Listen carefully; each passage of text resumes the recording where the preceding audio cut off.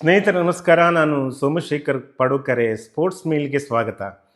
ದೇಶದೆಲ್ಲೆಡೆ ರಣಜಿ ಪಂದ್ಯಗಳು ನಡೀತಾ ಇವೆ.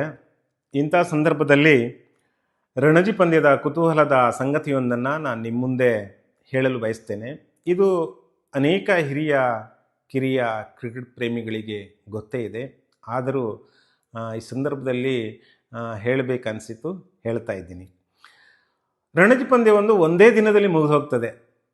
ಎಷ್ಟು ಆಶ್ಚರ್ಯ ಅಲ್ವಾ? ಒಂದೇ ದಿನದಲ್ಲಿ ರಣಜಿ ಪಂದ್ಯವನ್ನು ಮುಗಿದು ಹೋದರೆ, ಆದರೆ ಮುಗಿದು ಹೋಗಿದೆ. ಮದ್ರಾಸ್ ಮತ್ತು ಮೈಸೂರು ರಾಜ್ಯಗಳ ನಡುವಿನ ಪಂದ್ಯ. ಆವಾಗ ತಮಿಳುನಾಡು ಮತ್ತು ಕರ್ನಾಟಕ ಉದ್ಭವಗೊಂಡಿರಲಿಲ್ಲ.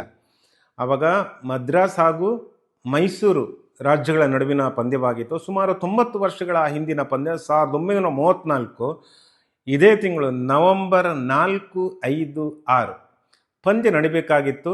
ಆವಾಗ 3 ದಿನಗಳ ಪಂದ್ಯ, ಇವಾಗೆಲ್ಲ 4 ದಿನಗಳ ಪಂದ್ಯ ನಡೀತಾ ಇದೆ. ಮೊದಲನೇ ದಿನದಲ್ಲೇ ಪಂದ್ಯ ಎಲ್ಲ ಮುಗಿದು ಪ್ಯಾಕಪ್ ಆಗ್ತದೆ. ಈ ಬೇರೆ ಬೇರೆ ಕಡೆಗಳಿಂದ, ಕರ್ನಾಟಕದ ಬೇರೆ ಬೇರೆ ಕಡೆಗಳಿಂದ, ಜಿಲ್ಲೆಗಳಿಂದ ಪಂದ್ಯಗಳನ್ನು ನೋಡಬೇಕಂತ ಬಸ್ಸು ಅಥವಾ ಇನ್ಯಾವುದೋ ಟ್ರೈನನ್ನು ಹತ್ಕೊಂಡು ಮೈಸೂರಿಗೆ ಬಂದರೆ ಅಲ್ಲಿ ಜನ ಪಂದ್ಯ ನೋಡಿಕೊಂಡು ಮನೆಗೆ ಹೋಗ್ತಾ ಇದ್ರಂತೆ. ಯಾವುದೋ ಹಿರಿಯ ಕ್ರಿಕೆಟಿಗರು ಒಬ್ಬರು ಹೇಳಿದಂಥ ನೆನಪು ನಾವೆಲ್ಲಿ ನೋಡಿರ್ತೀವಿ. ಮೈಸೂರು ಹಾಗೂ ಮದ್ರಾಸ್ ನಡುವಿನ ಪಂದ್ಯ. ಮೈಸೂರು ಮೊದಲ ಇನ್ನಿಂಗ್ಸ್ನಲ್ಲಿ 48 ರನ್ನಿಗೆ ಆಲ್ಔಟ್ ಆಗಿತ್ತು, 48 ರನ್ನಿಗೆ ಆಲ್ಔಟ್ ಆಗಿತ್ತು. ಮದ್ರಾಸ್ ಮೊದಲನೇ ಇನ್ನಿಂಗ್ಸ್ನಲ್ಲಿ 130 ರನ್ನಿಗೆ ಆಲ್ಔಟ್ ಆಗಿತ್ತು. ಮೈಸೂರು ದ್ವಿತೀಯ ಇನ್ನಿಂಗ್ಸ್ನಲ್ಲಿ 59 ರನ್ನಿಗೆ ಆಲ್ಔಟ್.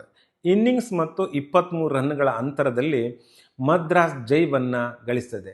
ಈ ತಂಡಗಳಲ್ಲಿ ಆಯಾಯ ರಾಜ್ಯಗಳ ಆಟಗಾರರಲ್ಲದೆ ಕೆಲವು ಬ್ರಿಟಿಷ್ ಆಟಗಾರರು ಕೂಡ ಆಡಿರ್ತಾರೆ.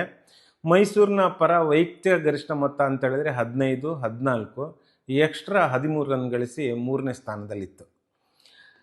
ಈ ಟೂರ್ನಿಯಲ್ಲಿ ಆಡಿದವರು ಇಬ್ಬರ ಹೆಸರನ್ನ, ಕರ್ನಾಟಕ ಎಲ್ಲರ ಹೆಸರು ನೆನಪಿದೆ, ಆದರೆ ಇಬ್ಬರ ಹೆಸರಿನಲ್ಲಿ ಟೂರ್ನಿಯೊಂದು ನಡೀತಾ ಇದೆ.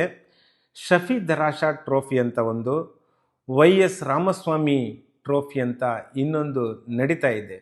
ಸೊ ಕರ್ನಾಟಕ ಕ್ರಿಕೆಟ್ ಸಂಸ್ಥೆ ಅವರಿಬ್ಬರ ಹೆಸರಿನಲ್ಲಿ ಟೂರ್ನಿಗಳನ್ನು ನಡೆಸಿ ಅವರಿಬ್ಬರನ್ನ ಸದಾ ಸ್ಮರಿಸುವಂತೆ ಮಾಡಿದೆ. ಹೀಗೆ ಭಾರತದ ಕ್ರಿಕೆಟ್ ಇತಿಹಾಸದಲ್ಲಿ 1934 ನವೆಂಬರ್ 4ರಂದು ನಡೆದ ಪಂದ್ಯ ಐತಿಹಾಸಿಕವಾಗಿತ್ತು ಮತ್ತು ಸದಾ ನೆನಪಿನಲ್ಲಿ ಉಳಿಯುವಂತೆ ಮಾಡಿತು. ಧನ್ಯವಾದಗಳು.